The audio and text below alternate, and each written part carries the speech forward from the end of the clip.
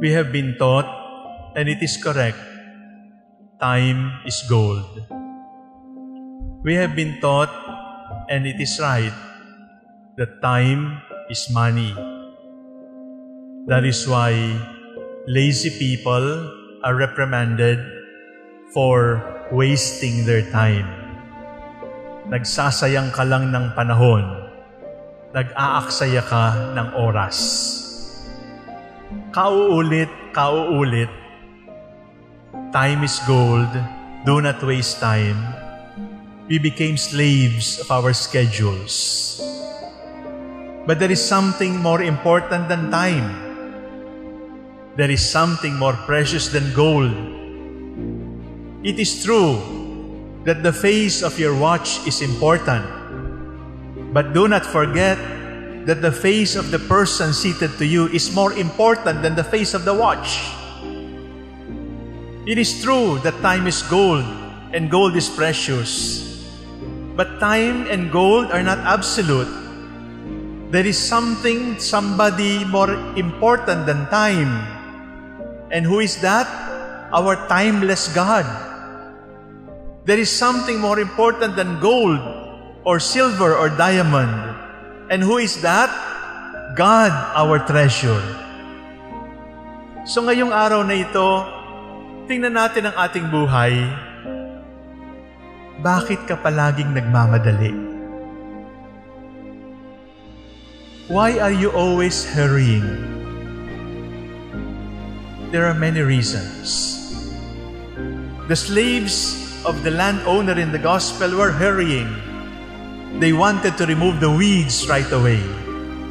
Nagmamadali kasi baka tumubo kasama ng mga trigo. Balik ako sa aking tanong. Bakit maraming nagmamadali? May iba-ibang dahilan. At kailangan nating intindihin kung bakit. First, many of our countrymen are in a hurry because the suffering is too much. Many of us are in a hurry because we are so concerned about the present, because we are not sure if we will still see tomorrow. We are not sure if the future will still welcome us. That is why we are in a hurry, because the misery is too much, the suffering is too much. And my dear brothers and sisters, when the poor are suffering, please do not judge that the poor have no discipline. No. The poor are suffering, but they are not less disciplined. The poor are suffering and they're in a hurry because they might not see tomorrow anymore. Parang wala nang kinabukasan. Kaya kapag nakakita ng pagkain, nagmamadali. Kapag nakakita ng ayuda, nagmamadali. Kapag nakakita ng tutulong, nagmamadali. At nakikipag-agawan. Kapag nakakita ng jeep na pwedeng sakyan papasok, nakikipag-agawan. It is not because people are not disciplined. It is because suffering is too much. And that is why we feel that tomorrow might not come anymore. Do you remember the good thief? Do you remember the bad thief? The good thief said, "Remember me when you come into your kingdom." The bad thief said, "If you are the Son of God, come down from the cross, save yourself and us." He was suffering. Nailed to the cross, hands and feet. Can you blame him for mocking? It is wrong to mock, but it is understandable because suffering is too much. Do you remember Martha and Mary asking the Lord to heal Lazarus and prevent the death? That is why when the Lord went to Bethany and Lazarus had already died, may konting tampo. Bakit di ka dumating sa tamang panahon? The first reason why we are in a hurry is because there is too much suffering. If you're suffering from sickness in the hospital, di ka ba magmamadaling umuwi? Kung nagugutom ka, nakakita ka ng pagkain, di ka ba magmamadaling kumain? Konting unawa, a little compassion for the sufferings of one another, because that could be a reason why we are in a hurry. And then you're going to ask me, but some people are not suffering. Why are they in a hurry? Iba yun. Ang pangalawang dahilan kung bakit nagmamadali ay sapagkat hindi ka na mahal. If I am always in a hurry with you, it could be because love is gone or love has diminished. Because love and hurrying up are incompatible. Sapagkat ang isang taong nagmamahal ay marunong maghintay kahit habang panahon. Real love is patient. Real love is kind. Real love waits. Saint Paul says, love is patient. If love is patient, love can wait. If love is absent, we become impatient. That is simple. If we are always in a hurry, if we are always rushing, could it be because love is gone or love is diminished, and that is why we no longer enjoy the presence of the loved one?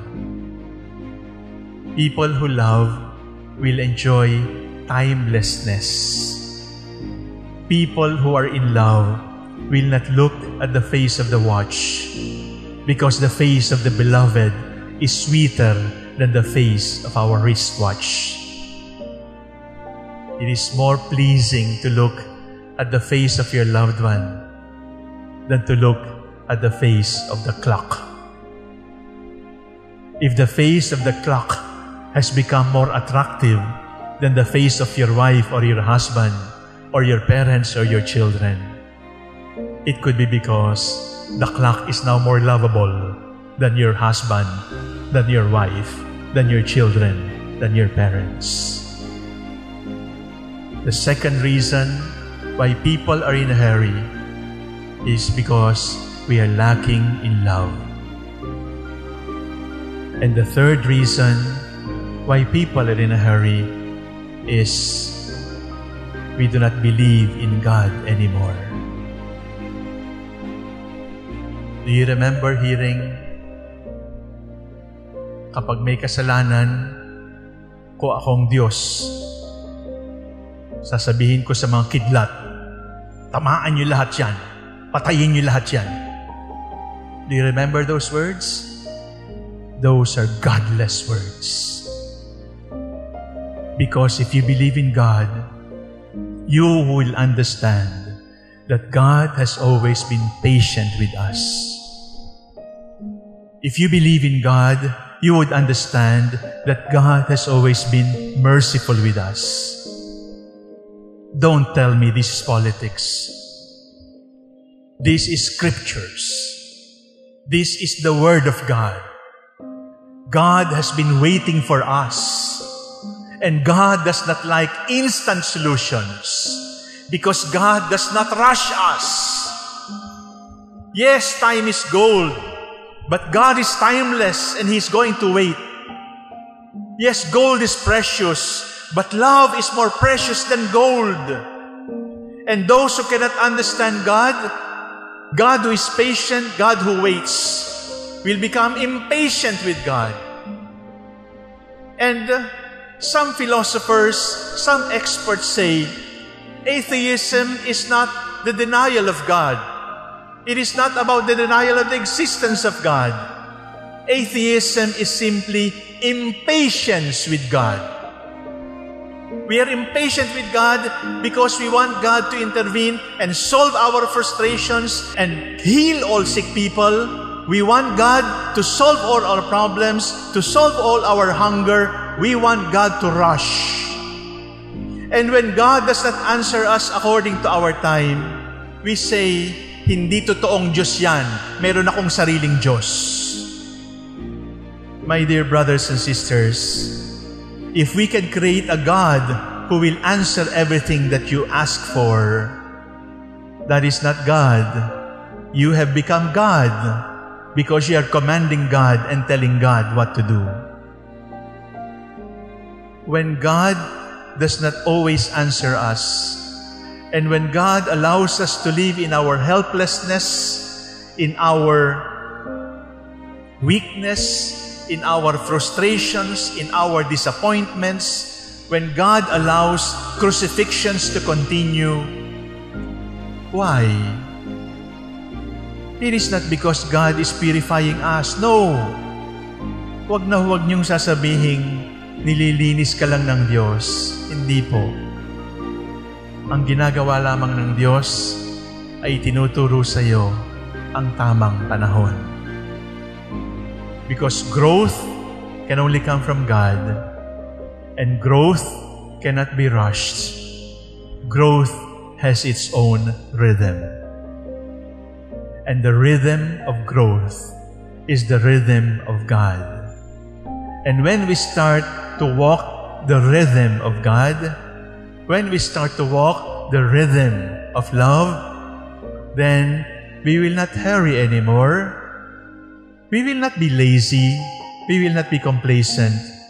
But we will walk in God's time, and growth will continue. Because people who have forgotten how to wait will also get stunted. Magiging unano, di na tayo lalaki. Are you still in a hurry? Because you're suffering too much?